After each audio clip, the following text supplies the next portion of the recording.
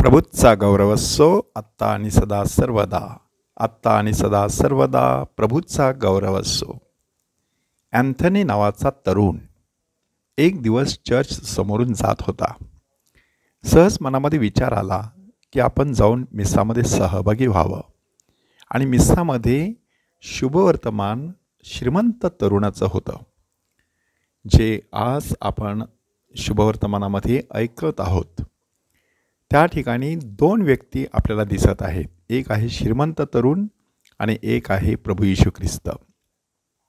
भौतिकदृष्ट्या पाहता प्रभू येशू ख्रिस्त श्रीमंत नव्हता. त्यांनी इतरत्र सांगितलेलं आहे की मला पृथ्वीवरती डोके टेकवायला सुद्धा जागा नाही. साध्या सुताराच्या घरी जन्मलेला हा मरियेचा पुत्र, आणि त्याच्याकडे आता श्रीमंत माणूस येतो. आणि मग आपल्या मनाला प्रश्न पडतो की ह्या दोघांपैकी नक्की श्रीमंत कोण? ऐश्वर्य संपन्न परमेश्वराचा पुत्र, स्वर्ग आणि पृथ्वीचा मालक असलेला प्रभू येशू ख्रिस्त हा खऱ्या अर्थाने श्रीमंत होता. परंतु तरी देखील आपणा सर्वांसाठी तो गरीब झाला, दीन झाला, सेवक झाला. त्याने दासाचं स्वरूप धारण केलं. अशा प्रकारच्या प्रभू येशू ख्रिस्ताकडे आता हा मनुष्य आलेला आहे. हा प्रसंग त्या मुलाने ऐकला. तो मुलगा आपल्या घरी गेला आणि प्रभू येशू ख्रिस्ताचं जे वचन होतं, तुझं असेल नसेल ते सर्व विकून टाक आणि चल माझ्या मागे ये, गोरगरिबांना देऊन टाक, हे शब्द त्याने प्रत्यक्ष कृतीत उतरविले. त्याने आपलं सर्वस्व विकलं. सर्वस्व म्हणजे काय? 300 एकर जमीन. आणि मग काही दिवसांनी पुन्हा एकदा तो चर्चमध्ये गेला. आता दुसरं वाचन होतं, उद्याची चिंता करू नकोस. मग त्याच्या लक्षात आलं की त्याने थोडीशी संपत्ती स्वतःसाठी, आपल्या बहिणीसाठी बाजूला काढून ठेवलेली. तो घरी गेला. त्याने सर्व संपत्ती विकून टाकली. आपल्या बहिणीला कॉन्व्हेंटमध्ये ठेवलं आणि स्वतः रानामध्ये जाऊन परमेश्वराचं ध्यान चिंतन करत बसला. आपल्याला वाटेल की मग अशा माणसाला काय मिळालं? 17 जानेवारीचा दिवस उघडून बघा. त्या ठिकाणी मठवासी संत अँथनी ह्याचं नाव आहे.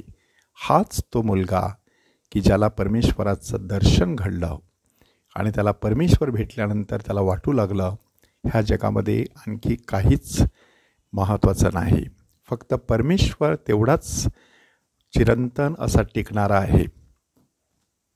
आजच्या शुभवर्तमानामध्ये जो श्रीमंत तरुण प्रभू येशू ख्रिस्ताला भेटायला येतो, त्याच्याबरोबर प्रभू येशू ख्रिस्ताने जो संवाद साधलेला आहे, त्याचे एकूण 4 टप्पे व्हेरितातुस स्प्लेंडर नावाच्या परिपत्रकामध्ये पोप जॉन पॉल II यांनी उलगडून सांगितलेले आहेत. पहिला टप्पा आहे अतिशय मनपूर्वक सार्वकालिक जीवन वतन मिळवावं म्हणून शोध घेत असलेला तरुण.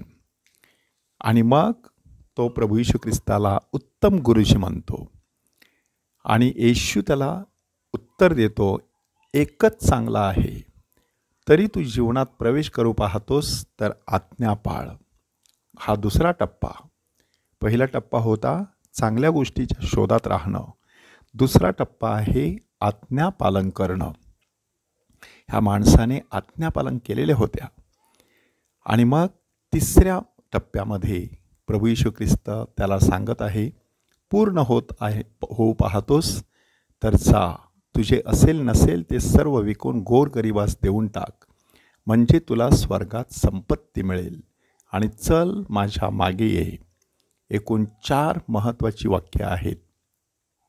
असेल नसेल ते विकायचं, गोरगरिबांना देऊन टाकायचं, प्रभू येशू ख्रिस्ताच्या मागे यायचं आणि मग स्वर्गातील संपत्तीचा धनी व्हायचं.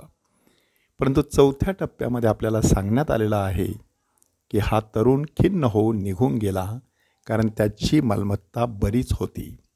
काय नक्की झालं होतं? त्याला 2 प्रकारची संपत्ती त्याच्यापुढे ठेवण्यात आलेली होती. एक होती दृश्य अशी संपत्ती आणि दुसरी स्वर्गातील अदृश्य अशी संपत्ती.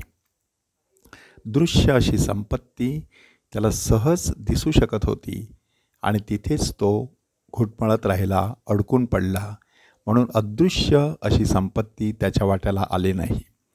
जर तो प्रभू येशू ख्रिस्ताच्या मागे असता तर आज कदाचित एक संत म्हणून त्याचा सन्मान ख्रिस्त सभेने केला असता. त्याच्या नावाने एखादं देऊळ कुठेतरी उभं राहिलं असतं. माणूस जीवनामध्ये नक्की काय शोधत असतो त्याचा सातत्याने शोध घ्यायचा असतो. आपण योग्य अशा गोष्टी शोधत राहावं अशी कृपा परमेश्वराकडे मागूया. प्रभूचा गौरव असो आत्ता आणि सदा सर्वदा. आत्ता आणि सदा सर्वदा प्रभूचा गौरव असो.